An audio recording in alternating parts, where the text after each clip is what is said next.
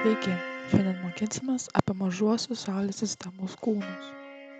Kitaip tariant, jie vadinami nepanaudotomis atsarginėmis dalimis, nes jie nebuvo naudojami Saulės sistemos planetoms ar mėnuliams gaminti. Jie yra kometos, asteroidai ir meteorai.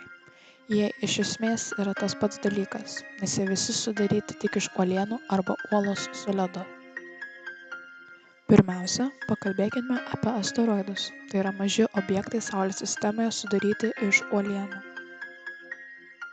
Didžiausias asteroidas yra Cerera, bet 2006 metais jis buvo įtrauktas į nykštukinių planetų grupę, nes yra per didelis. Ceres yra 1030 km nuo vieno galo iki kito. Unujos ir Zanzibaro salos plotas yra 1666 km². Tada tai reiškia, kad Cerera yra šiek tiek mažesnė.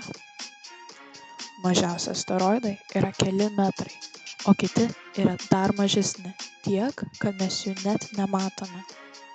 Daugelis asteroidų, įskaitant Ceresas, yra asteroidų juostoje, kuris yra tarp Marso ir Jupiterio. Kai kurie skrieja aplink vidines planetas ir vadinami Trojos asteroidais, tokias kaip Merkurijus, Venera, Jupiteris, Marsas ir net mūsų planeta Žemė, prie kurios skrieja net 2 Trojos asteroidai. Nors visi šie asteroidai yra skirtingi, nes kai kurie yra sudaryti iš griuvėsių krūvių ir osmolitų.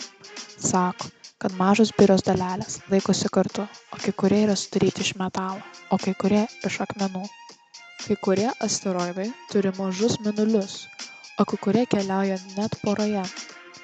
Dauguma asteroidų yra netaisyklingos formos, nes susiduria su daugybė dalykų.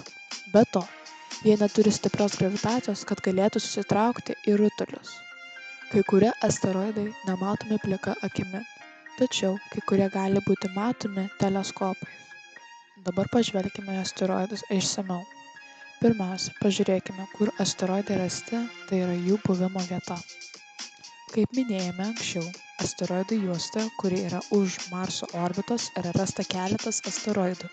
Tai yra apie 2,7 astronominio vieneto, kuris yra maždaug 400 milijonų kilometrų atstumu.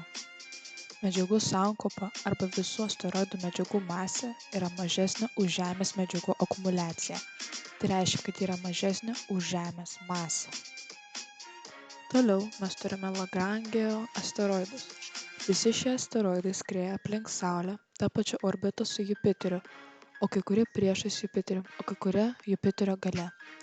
Jie kitaip žinomi, kaip anksčiau minėjome, Trojos asteroidais.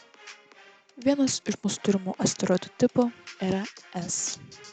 Tokie yra akmenuoti asteroidai, pavyzdžiui, kaip Eunomija ir Juno.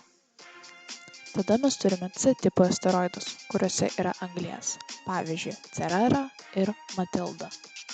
Galiausiai turime M arba metalinius asteroidus.